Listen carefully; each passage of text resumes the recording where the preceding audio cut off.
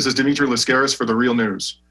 As President Trump fills his cabinet with fossil fuel industry darlings and Congress cuts environmental regulations and threatens even to gut the Environmental Protection Agency, how might cities and states in the United States continue the battle against climate change? Our next guest spoke on this very subject during a press conference this week held at the Canadian Parliament with Green Party of Canada leader Elizabeth May. Let's take a listen to some of what Elizabeth May had to say during this press conference. There are separations of power within the U.S. In the last number of weeks since the inauguration, it's been described as a shock and awe campaign of President Trump, signing executive orders and leaving people reeling. And as we've been reeling from the immigration ban and from various other executive orders that are breathtaking, the attack and the assault on U.S. climate policy hasn't been getting quite as much attention, nor has the fact that Donald Trump can't get his way on climate as easily as he thinks he can, just as he has discovered he can't get his way on immigration as easily as he thinks he can. But there are real threats, there are tricky waters, and we hope to shine a light on what we hope Prime Minister Justin Trudeau can do for Canada and for the world. And the big question, how does one approach a Trump presidency and meet the targets of the Paris Agreement? Now joining us from Portland, Oregon, is Daphne Wysham. Daphne is an associate fellow at the Institute for Policy Studies and the director of the Climate and Energy Program at the Center for Sustainable Economy. Thanks very much for joining us, Daphne. It's my pleasure. Thank you. So during your press conference with Elizabeth May, there was significant discussion about a concept known as the separation of powers. And broadly speaking, those are the powers that are allocated to the federal government and to lower levels of government, the states and the municipalities and so forth. What powers do states and cities in the United States possess that would enable them to take serious action in response to the climate crisis, even in the face of the Trump administration's hostility to those types of actions? Well, fortunately, prior to Donald Trump rising to be president of the United States, there was quite a strong movement at the city and state level for elected officials to lead on climate change, regardless of what happens at the federal level. For example, California started a group called the Under 2 MOU, which commits signatories to reducing greenhouse gas emissions to no more than 2 tons per person by 2050, and committing everything possible to keep the temperatures from rising more than 2 degrees centigrade past the beginning of the industrial age. The Under 2 MOU now has upwards of 165 signatories, including quite a few cities and provinces in Canada, and representing over 1 billion people. There's also the Compact of Mayors, which has 129 American cities on board committing to take very vigorous action on climate change. And my city, the city of Portland, Oregon, recently passed a binding ordinance opposing the export of all new fossil fuel, opposing the construction of new fossil fuel export infrastructure. I wrote about this for The Nation recently. We've also managed to get over 30 elected officials in the U.S. and Canada, including Elizabeth May, to endorse this resolution and to pledge to do the same in their areas of jurisdiction. Locally elected officials are unique in the sense that they do have authority over the health and safety of their constituents. And what we found in the case of Portland, Oregon, was that fossil fuel infrastructure, in particular a propane terminal, posed grave health and safety dangers to the citizens of Portland. And therefore, it was within the authority, the regulatory authority of our city council to ensure that citizens were protected from this infrastructure that was planned for an earthquake subduction zone. And we feel that locally elected officials all over the country have similar authority and should pursue it.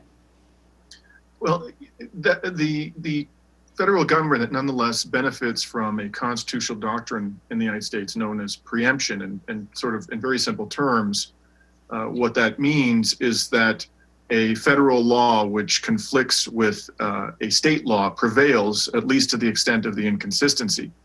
And you have states like Maryland, you've mentioned a number of measures being taken at the state and local level Maryland, I understand, just voted to ban fracking, and we know how the Republican Party feels about fracking. It feels quite positively about fracking.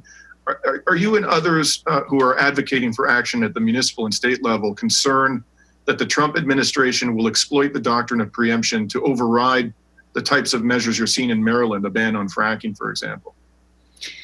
We anticipate legal challenges. In fact, we are facing a legal challenge for the Portland Ordinance. It is being filed by the Western States Petroleum Association in alliance with the Portland Business Alliance and some other groups, including the local building trades. However, we feel that we're on solid ground. I'm not an attorney, but we do have pro bono attorneys working with us.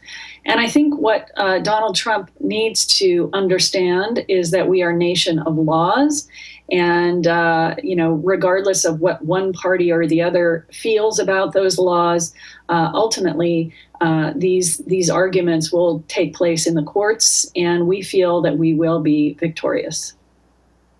And just more broadly speaking about the Paris Agreement, which is now, at least in terms of the U.S. participation in that agreement, at serious risk, how would the states and cities and municipalities use their constitutional powers? How could they do that in order to fill the void that would be created by the U.S. federal government's withdrawal from the Paris Accord? How could they help to achieve meaningful reduction in emissions along the lines of the commitments that have been made by the United States under that accord?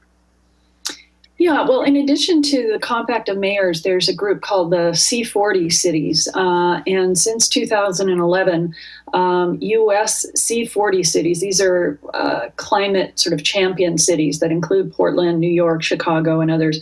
They've increased their climate action almost sevenfold.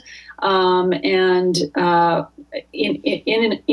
essence, these citywide actions reported by C40 cities in 2016 resulted in an 18% investment in climate action across all C40 cities thus far, and accounts for essentially a vast majority of the climate action that is taking place in the U.S. as well as internationally is taking place at the city level. 36 U.S. cities, including New York, Chicago, Los Angeles, and Atlanta, have set emissions reductions targets of 80% reductions or higher by 2050.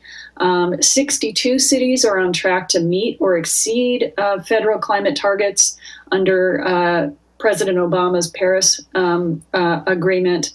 In addition, regardless of what happens at the federal level, we have cities like Burlington, Vermont, and Columbia, Maryland, and others pledging to achieve 100% clean energy.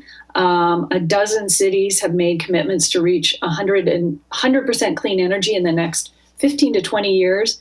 The other thing to keep in mind is just the economics of the issue. A recent study produced by a group called Carbon Tracker found that due to the falling price of solar and the increasing uptake of electric cars and the low price of oil, the economics of oil and gas and tar sands extraction are not looking good in the long term. They expect that oil use will plateau by 2020 and and gas use and will begin to decline rapidly thereafter.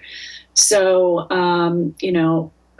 my suspicion is that one of the reasons that the oil industry and the gas industry is so eager to maintain their control in the U.S. government and in various agencies is because they see the writing on the wall, and it looks like the end of the oil and gas industry within the next several decades.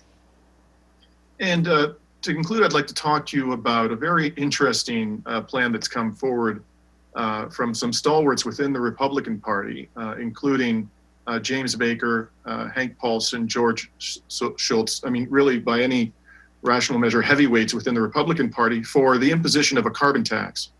Right. And they are calling for, as I understand it, a $40 per ton carbon tax to be reviewed within a period of approximately 5 years with a view to possible increases in the tax. And in the face of the very clear and aggressive climate change denialism of the Trump administration, and the presence of many denialists within the Republican Party in the Senate and the Congress. Do you think that this plan has any significant prospect for implementation under the Trump administration? Well, first of all, one of the key components of that proposal being put forward by these Republican leaders is the elimination of all of the regulations that are in place under the Clean Power Plan. And that alone is very frightening, because the Clean Power Plan is essentially setting a science-based target and moving from that target to reduce emissions nationally.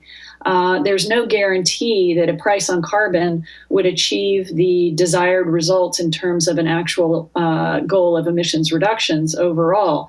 I'm not saying that we shouldn't have a price on carbon, but we shouldn't be bartering away the regulatory authority that has been affirmed by the U.S. Supreme Court because of the dangers posed by increasing CO2 in the Earth's atmosphere. The other thing is that by putting the price of carbon at $40 a ton, we have a study that's going to be coming out in a few weeks that shows that if you account for the cost of ocean acidification, the true cost of carbon should be closer to $200 a ton. So unless we are willing to begin to actually internalize the real costs, or at least pledge to phase them in rapidly, I don't see how this would significantly affect the consumption of fossil fuels. The other thing is that they're proposing a fee and dividend, the conservatives are, but my understanding is that members of the House and Senate are more interested in reducing corporate taxes and replacing them with a carbon tax. There would be no dividend unless I'm mistaken. All right. Well, as a Canadian, what's interesting about your commentary, amongst other things, is that here Justin Trudeau has proposed a carbon tax of $10 a ton to be implemented beginning in 2018. So it's remarkable that people within the Republican Party are proposing a carbon tax that is 4 times or more after the exchange rate of that being proposed here in Canada under a prime minister who's characterizing himself as a champion in the fight against climate change. But it'll certainly be interesting going forward to see whether the Trump administration responds positively to any kind of a proposal involving a carbon tax. And yes. We think, sorry, go ahead, Daphne. I just wanted to point out that it's also important to talk about removing fossil fuel subsidies on both sides of the border. We have extraordinary subsidies for fossil fuels in this country, and they are at a significant advantage to renewables and battery storage that is in need of the kind of subsidies to help us leap into the clean energy economy. But yes, a price on carbon is important. But as you know, in Canada, you're not putting in place a price in exchange for withdrawing from the Paris Agreement or reducing the regulatory authority of the government on the fossil fuel industry, at least not as far as I understand. That's correct, yeah. Well, thank you very much for joining us, Daphne, and I hope to continue the conversation with you as we see the policies, the climate policies, or lack thereof, of the Trump administration unfold. Thank you. And this is Dimitri Lascaris for The Real News.